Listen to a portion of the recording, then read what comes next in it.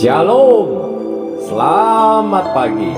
Santai pagi hari ini bertemakan ketika roh Tuhan menjamah.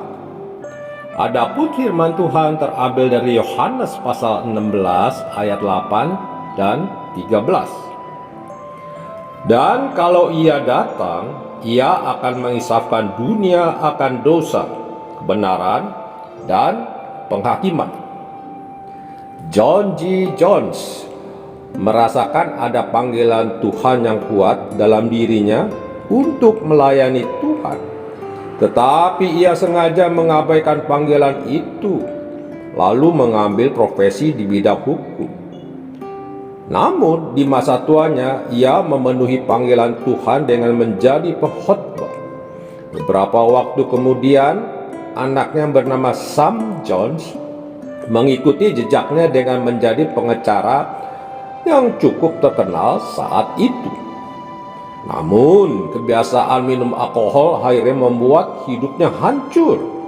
Ia jatuh miskin sehingga menjadi penyekop batu bata. Ketika sedang kecanduan alkohol, ia mendengar tentang ayahnya yang sakit di masa tuanya. Ia pun datang memenuhi ayahnya, dan sang ayah berkata kepadanya, "Anakku yang malang, keras kepala, tidak jujur, dan ceroboh, engkau sudah membuatku sedih.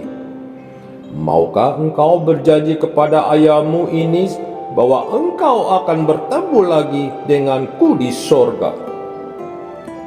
Sam Jones jatuh tersungkur. Ia berlutut dan berjanji pada ayahnya. Setelah itu ia masih pergi ke bar dan meminta minuman keras. Ketika hendak meminumnya, secara tak sengaja ia melihat wajahnya di cermin.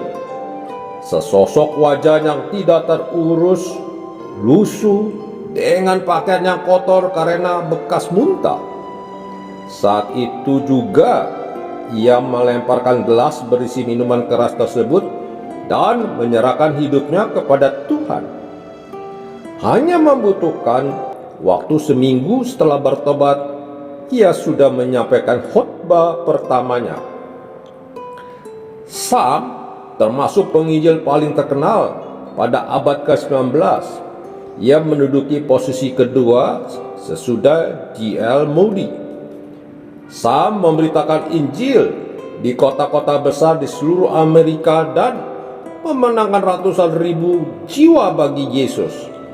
Di dalam khotbah-khotbah yang ia sampaikan, Sam Jones tidak pernah menahan-nahan untuk mengatakan kebenaran.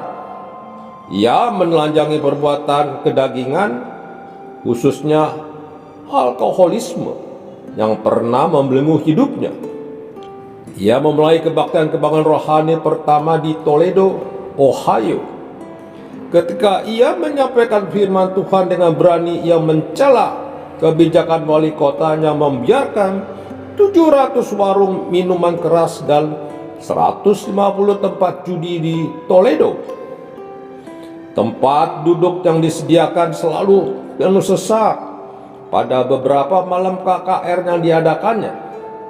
Dan ratusan atau bahkan ribuan orang bertobat dari dosa-dosa yang membelenggu mereka.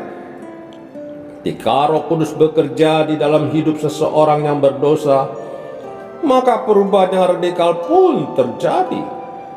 Sesuatu yang kelihatannya tidak mungkin terjadi, bisa terjadi jika Roh Kudus yang menjamah hati seseorang. Karena salah satu pekerjaan Roh Kudus adalah menginsafkan manusia dari dosa. Yohanes pasal 16 ayat 8 berkata, "Dan kalau ia datang, ia akan mengisafkan dunia akan dosa, kebenaran, dan penghakiman." Untuk kebiasaan-kebiasaan buruk yang sulit diubah di dalam diri kita, untuk di dalam diri orang yang kita kasihi, bawalah itu kepada Tuhan. Mintalah agar Roh Kudus-Nya yang mengubahkannya. Amin. Mari kita berdoa. Bapa surgawi, aku membawa hidup kami kepadamu. Biarlah rohmu bekerja dalam hatinya, karena aku tidak dapat mengubahnya. Di dalam nama Tuhan Yesus, aku berdoa. Amin.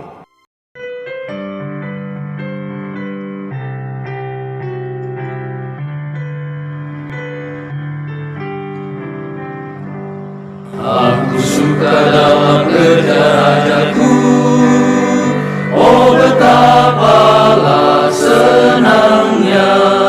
Tiada lain kerja yang beri senang sungguh dalam kerjanya Raja. Kerja bagi Rajaku dengan segala kuatku, karena bekerja baginya ku dapat berkat penuh. Aku suka dalam kerja Rajaku, oh betapalah senangnya. Dalam suka duka nyanyi selalu, dalam kerjanya Raja. Kerja bagi Rajaku dengan segala kuatku, karena bekerja baginya ku dapat berkat penuh.